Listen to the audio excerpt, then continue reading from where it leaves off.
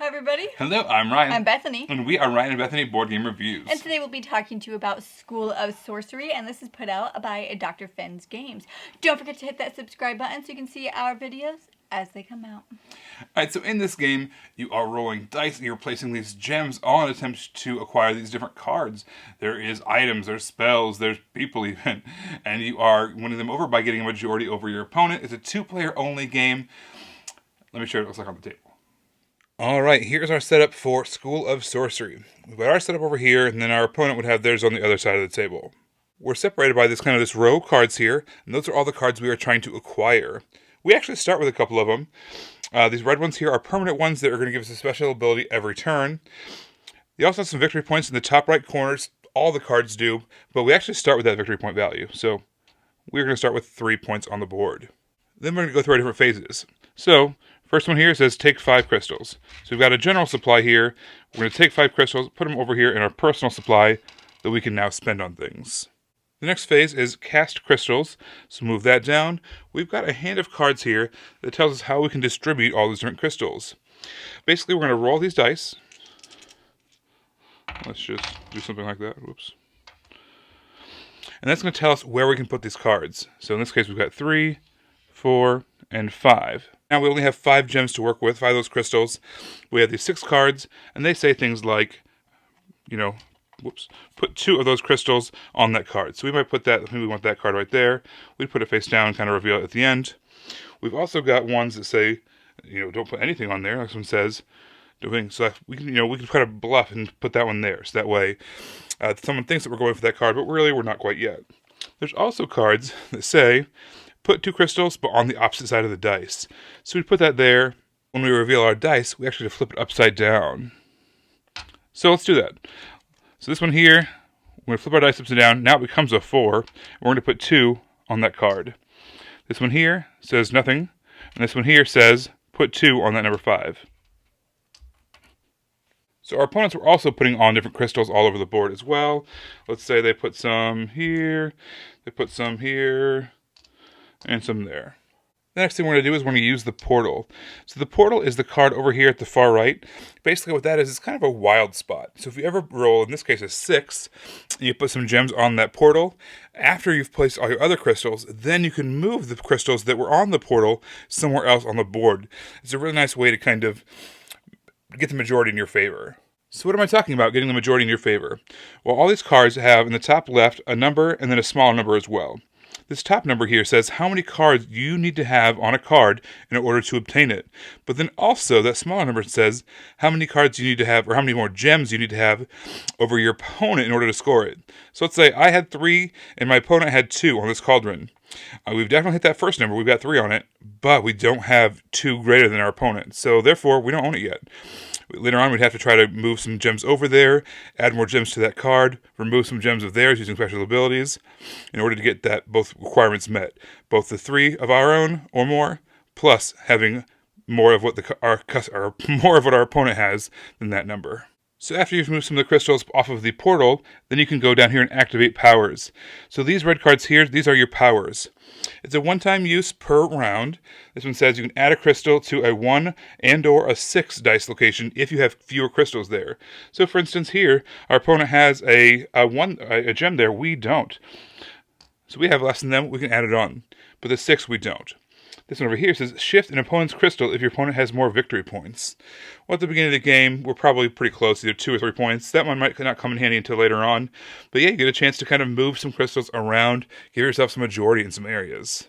The last part of the round is to evaluate locations. If you have any of those cards that meet that qualification of both having enough crystals there and having more crystals than your opponent based off of the number that's in that lower number, then you take that card and that becomes yours. Most cards are going to come with some victory points, and you're going to move this little marker around until you have enough victory points to match your cards. But then also, they have some special abilities. So the red ones we already kind of talked about. These are out for the rest of the game. Once per round, you're going to be able to activate those if you have enough crystals to do so. The yellow cards have kind of a one-time benefit. You keep them face up, similar to the red cards. But the ability, once you've used it once, you flip it over, basically put it on the other side of the board. You still get the victory points for it, but its benefit is no longer active. The green cards, these are immediate uses. So basically, as soon as you purchase it, as soon as you have enough crystals to win it, you do whatever it says. It might score you some extra points. It might let you move some gems. It might let you take some crystals from your supply.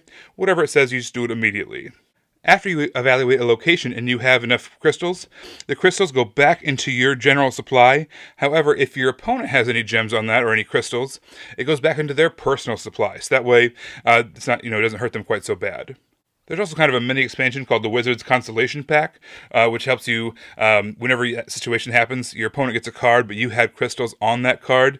You can take one of these constellation cards, and it's an extra ability that kind of gives you a little bit of an advantage for considering you just lost out on that card, even though you spent resources on getting it. All right, so after that, you're going to replenish that row if any cards are missing. The portal's actually going to move around a little bit. It's not going to stay in that 6th location all the time, and you're going to keep on playing. Once the game hits 13, once one person hits that 13 victory points, the game ends. If you want a longer experience, if you're playing really fast, you can actually play to 16 points. But yeah, the first person to get to whatever threshold you're playing to wins the game. So the balance of these cards is really, really good. So the balance of how many victory points it is versus what the card actually does, and then also how many gems you need in it. So some of the higher point cards, you need a larger majority of gems in order to gain it, and then some of the lower point cards, you need a smaller majority to get it. And I just thought the whole card of the difference that you needed, what the card did, and what its points value were at the end were really balanced all within that one card.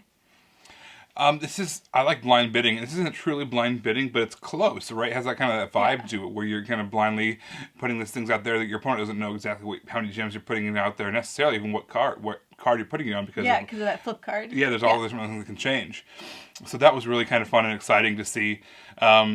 So yeah, it was this blind bidding combined with almost like an area control, area majority kind of thing going on, which was really fun and interesting. I've never seen those things combined in that way before.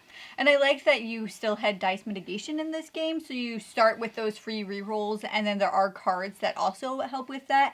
And the fact that your starting cards, you can choose to play on the other side of the dice as well. So I like that even though you're playing dice, you still have some control over what's happening, and I really like that in a dice game like this.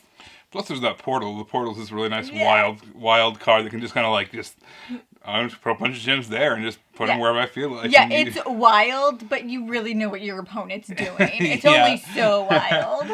Yeah, there's this one part of this one game where there's these two halves of this broken wand, right? If you put them together, it's worth a bunch of points. 7. I remember it was 7. I got it. I won. Yeah. So I was just putting everything I had on this stupid half of this stupid wand because she already had one half. I couldn't let her have the other one. Yeah. But she ended up getting it anyways. Because of the portal. Yeah. So I thought it was a cool way of, like you said, having that dice, but also having a way to mitigate it. Dice games that are just dice games, you just play Yahtzee, or who can roll higher? What a fun game. And the gameplay was really smooth too, with how just the order of it. You roll your dice, then you place, you flip, then you do any special powers first.